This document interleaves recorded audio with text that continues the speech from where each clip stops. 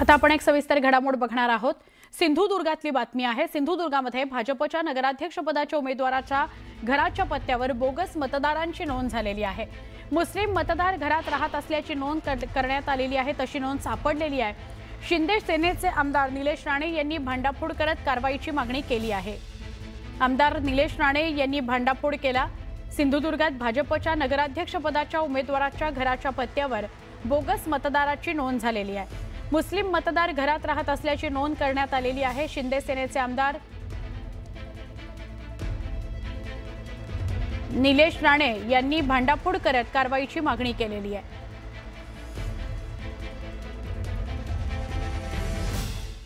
परत एकदा वेगवान स्वरूपातल्या घडामोडी। नगरपालिका आणि नगर परिषद निवडणुकीमध्ये भाजपने सेंचुरी पूर्ण केलेली आहे। भाजपच्या 100 नगरसेवकांची बिनविरोध निवड झाल्याची माहिती भाजप प्रदेशाध्यक्ष रवींद्र चव्हाण यांनी दिली। निवडणुकीआधी भाजपचे 3 नगराध्यक्ष आणि 100 नगरसेवक बिनविरोध निवडून आले आहेत। धुळे जिल्ह्यातील दोंडाईचा नगरपालिकेमध्ये भाजपने ऐतिहासिक कामगिरी केली आहे। भाजपच्या नगराध्यक्षासह सगळ्या 26 नगरसेवकांची बिनविरोध निवड झालेली आहे। विरोधातील सगळ्या जागा आणि अर्ज मागे घेतल्याने भाजपचे सर्व उमेदवार विजयी झाले। दोंडाईचा नगर परिषदेवर भाजपचा झेंडा फडकला। पालकमंत्री जयकुमार रावल यांच्यासह कार्यकर्त्यांनी जल्लोष केला। जयकुमार रावल यांनी डीजेच्या तालावर स्वतः ठिका पण धरला।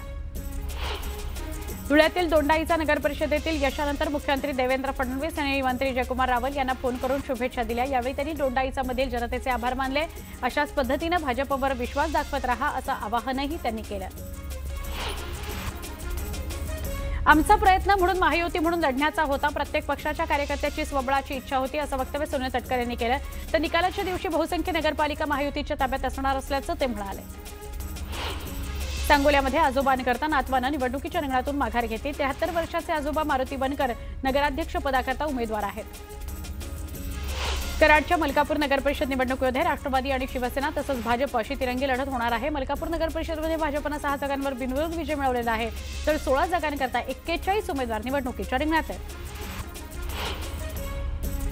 तुळजापुरामध्ये पिंटू गंगणे याच्या उमेदवारीला आरएसएसचा विरोध हा जावईशोध कुणी लावला?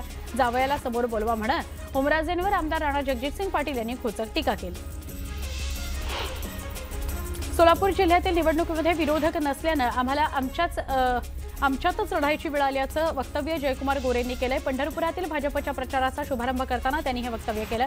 तर शरद पवारांची राष्ट्रवादी काँग्रेस, ठाकरेंची शिवसेना आणि काँग्रेस निवडणुकीतून गायब झाल्याचंही ते म्हणाले। बदलापूर नगर परिषदेच्या निवडणुकीतून 22 उमेदवारांनी अर्ज मागे घेतलेत, त्यामुळे 141 उमेदवार निवडणुकीच्या रिंगणात राहणार आहेत। दरम्यान कुणाचा विजय होतो हे पाहणं महत्त्वाचं ठरणार आहे। सांगली जिल्ह्यातील 6 नगर परिषदा आणि 2 नगरपंचायत निवडणुकीतून 60 जणांनी माघार घेतलेली आहे, त्यामुळे 41 उमेदवार नगराध्यक्ष पदाकरता तर 594 उमेदवार नगरसेवक पदाकरता रिंगणात आहेत।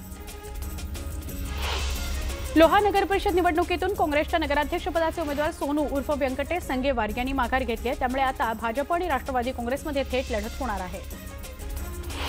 भुसावळ नगर परिषद निवडणुकीमध्ये चौरंगी लढत होणार आहे। नगराध्यक्षपदाच्या लढतीत भाजपकडून वस्त्रोद्योग मंत्री संजय सावकारे यांच्या पत्नी रजनी सावकारे रिंगणात आहेत।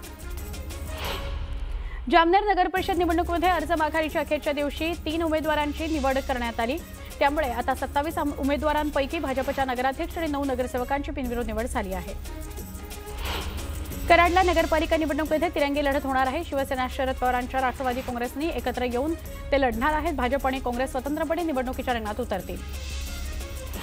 माळेगाव कारखान्याच्या निवडणुकीमध्ये विरोधात निवडणूक लढवणारे भाजपचे रंजन तावरे यांनी झालेला पराभव पाहता माळेगाव नगरपंचायत निवडणुकीमध्ये उपमुख्यमंत्री अजित पवारांच्या राष्ट्रवादी काँग्रेससोबत युती केलेली आहे। दरम्यान राष्ट्रवादी काँग्रेसला 12 तर भाजपला 6 जागा देण्यात आल्या आहेत।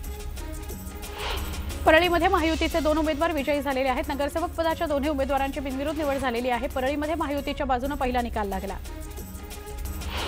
अक्कलकोट तालुक्यातील नगर परिषद निवडणुकीमध्ये राजकीय वातावरण चांगलंच तापलं। अक्कलकोट आणि दुधनी नगर परिषदेतील उमेदवार भाजप पळवत असल्याचा आरोप करत उमेदवारांना सहलीवर पाठवण्यात आलं। जालन्यामध्ये रावसाहेब दानवे यांच्या बालेकिल्ल्यामध्ये काँग्रेसचे प्रदेशाध्यक्ष हर्षवर्धन सकपाळ यांच्या सभेचं आयोजन करण्यात आलं होतं, तर भोकरदन नगर परिषदेवर काँग्रेसची सत्ता आणणार असल्याचा दावा सकपाळ यांनी केला आहे। बारामती नगर परिषदेमध्ये राष्ट्रवादी काँग्रेसच्या 8 उमेदवारांची नगरसेवकपदी बिनविरोध निवड झालेली आहे।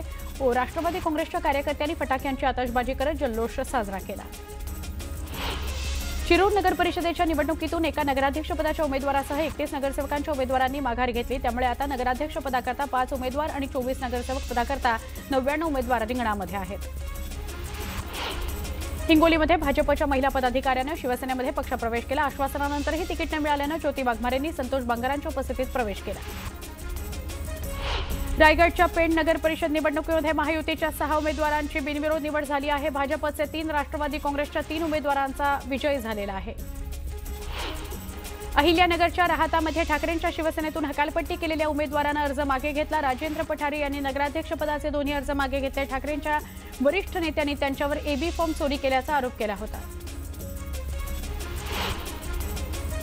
बुलेटिनमध्ये एक छोटासा ब्रेक, काही क्षणात पुन्हा भेटू। पहा फक्त न्यूज 18 लोकमत।